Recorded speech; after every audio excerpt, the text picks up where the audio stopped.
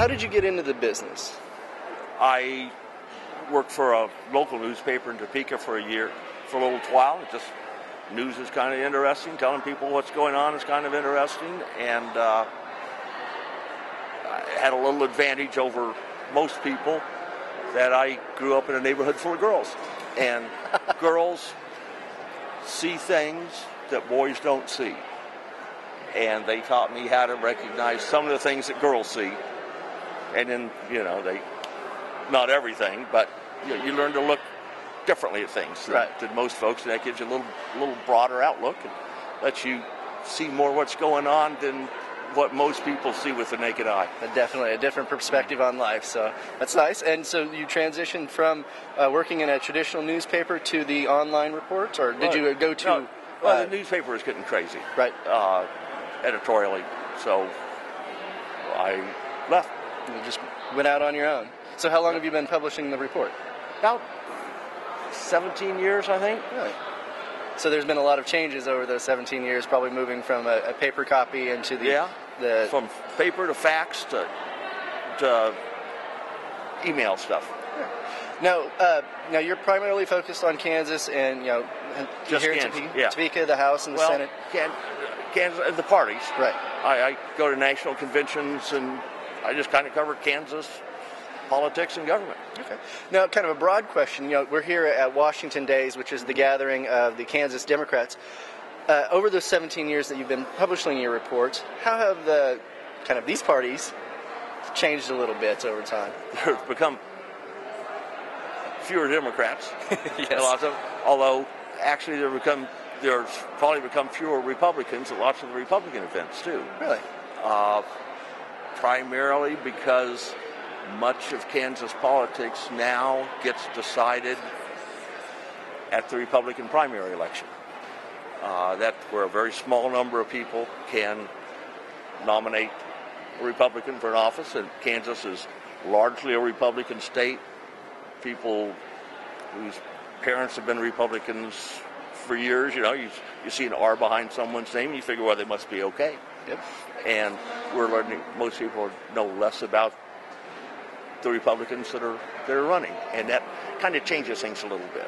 Yeah. It moves the focus from Republican versus Democrat in many districts to just which Republican, and that changes the issues, it changes the perceptions, it changes what happens in the state government. Now, it actually brings up a good point.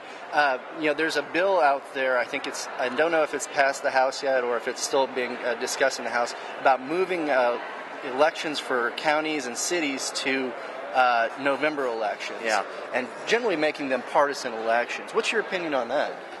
Yeah, basically I'll cover the elections whenever they hold them. Right.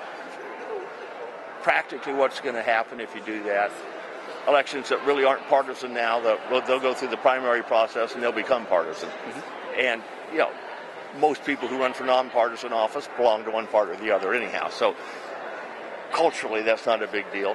What it's going to mean is that we're going to need thousands of different ballots printed for each city council district, each rural water district, board of directors district, and you're going to have to get them all right. Yes. And it's going to make things incredibly complicated. It will probably make people who decide to rent chairs outside a voting place, I think probably make a little money, because I think folks will be in line for a long time. That might be a business I need to go into. Now, one last final question. Are there any bills that are coming up? We're approaching the turnaround date in the House and the Senate. Any bills that maybe the viewers should be on the lookout for, that maybe are controversial or just may have a huge impact on the daily life of Kansans? Well, mostly you always want to watch the tax bills. Yes. We've pared down the number of people who actually pay Kansas income taxes now, which makes it kind of interesting to watch the people that still pay taxes get fussy about what they want to pay taxes about. That's the big one. Another one probably is a bill that a little complicated. It's redefining at-risk children in K through 12. The decision now is made on the basis of something that has not a thing to do with how smart the kids are, or if they're at risk of going through school and getting a good education. It's based solely on whether they receive free or reduced price school lunches. Okay. And most people who have gone to school with people who were poorer than them but smarter than them, and richer than them but dumber than them, think, what does lunch have to do with it? Right. It makes a very good point.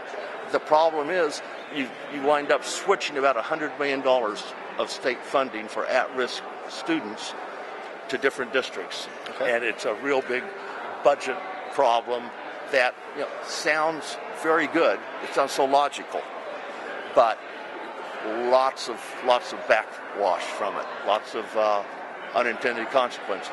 Okay, so two big bills coming out are going to be the tax reform bill, and then education and the financing and the weighting of the education and going from there. Sir, thank you very much for coming on the program. Really appreciate it. For SBTV, this is Zach Luya.